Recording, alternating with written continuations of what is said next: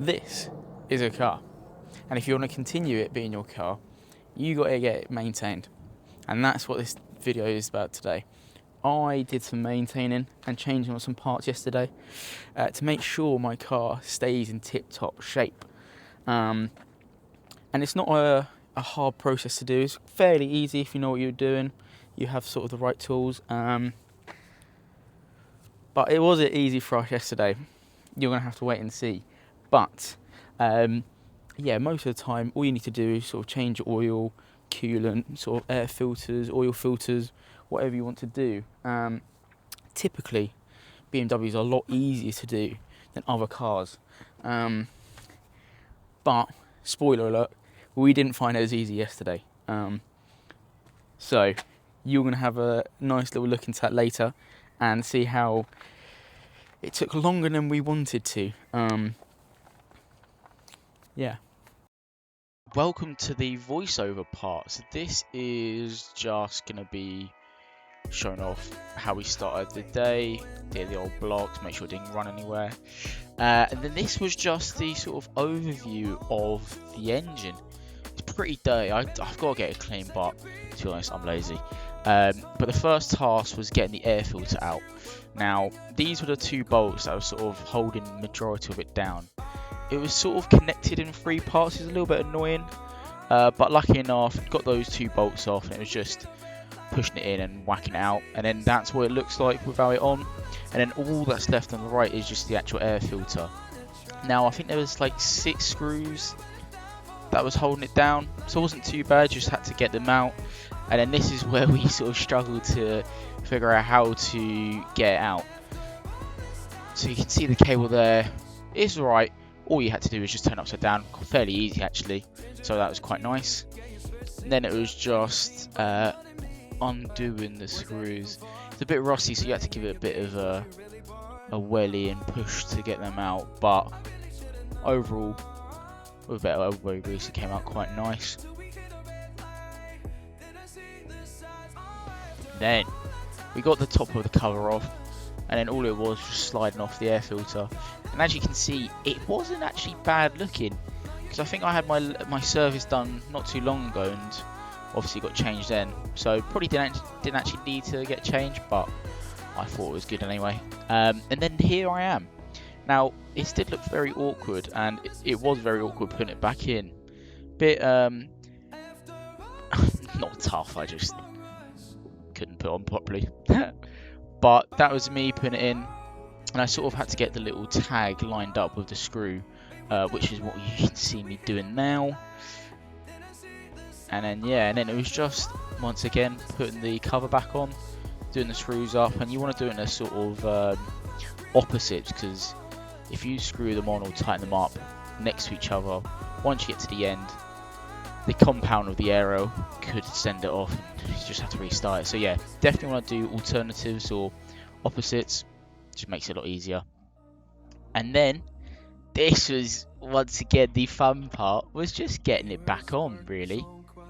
Now it was a lot easier getting it out than putting it back in, because as you can see there's just a load of extra pipes, extra wires. Obviously the shape of the air filter is not a standard one, and obviously the gap going back into it wasn't standard, so you sort of had to move it about, angle it, and then I think in the end we just sort of just shoved it in there, because well, that's it is really at the end of the day, just a bit of plastic, shove it in there, and then all the clips just get connected up. So it was alright, but we had to take it out again because unfortunately one of the crimps went underneath, and it's a pain to get back out. But there she is. That's how the air filter is looking with it back on. Now this is the fun part. Now we tried to get it on jacks, but as my brother will tell you, it wasn't great. That's fucked. So that's his own words. It was quite fucked, to be honest. The jack points look very bad, but at the end of the day, it is an 18-year-old car. I wouldn't expect them to be perfect after all this time, so you can't really complain. But as you can see, the jack we had, the actual the point we were lifting on was quite small, and it started actually moulding into the actual jack point itself, and you actually see it on the near face, sort of moulding in, and we let it go, and as you can see now, it was just sticking onto there because of how the pressure just basically pushed them together. But in the end, we didn't need jacks or hoist, we just let it be on the chalks, and it was alright, not too bad. But that's my oil point there, where we had to do the changing of the oil, which is not too bad because it's got a massive cover on. It's actually quite easy to get to, and then just in front of it you actually have a central jack point, which is quite nice, but the stuff we had, it wasn't going to work, so we just left it how it is. And now this is where the fun properly happened. Now you can see me trying to unloosen up, and there it is. I was like, oh perfect, it's loose, and I was like, hang on, I can't do it with my fingers, what's happened here? This was getting very annoying. Then obviously my brother holding the camera was like, are you done yet? And I was like, I'm pretty sure I am. Turns out I wasn't. At one point, I think here it is now, I thought I was actually tightening it up instead of unloosening it, because the thread went from, you know, running very easily to getting really like tight and couldn't go anywhere. But it wasn't. I was loosening it up, but I don't know, it got caught.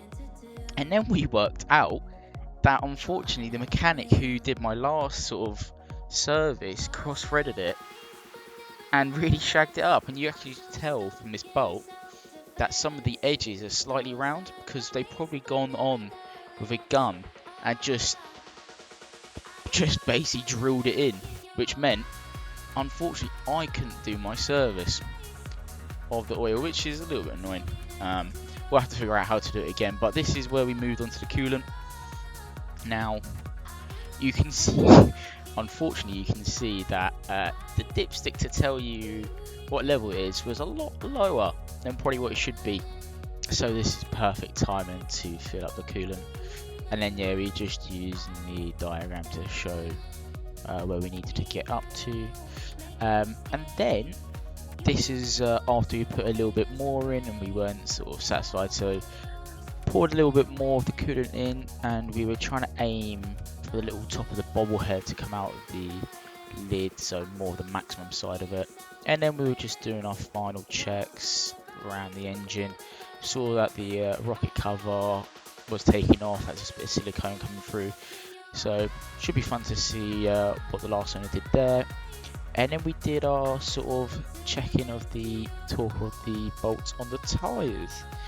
Now this is just my brother using torque wrench just to check it out, and what you don't hear is my handbrake squeaking quite badly, so that might be one of the next videos to actually try and fix that. But that's pretty much the end of the voiceover, so hopefully you like that and liking more, and then let's go to Future Harry to see what he wants. Thank you for watching the video. Hopefully you enjoyed us scrambling around and trying to get that oil butt off. It definitely threw us off task, but it should give you a little bit of insight that unfortunately not everything will go your way when you're messing around with your car, but I guess that's the joys of it. I guess just sort of break stuff, put it back together if you can. But yeah, so hopefully you liked and subscribe, and you'll be back for another video. Next one should be out soon, so just keep your eyes posted. Alright, stay tuned, have fun, adios.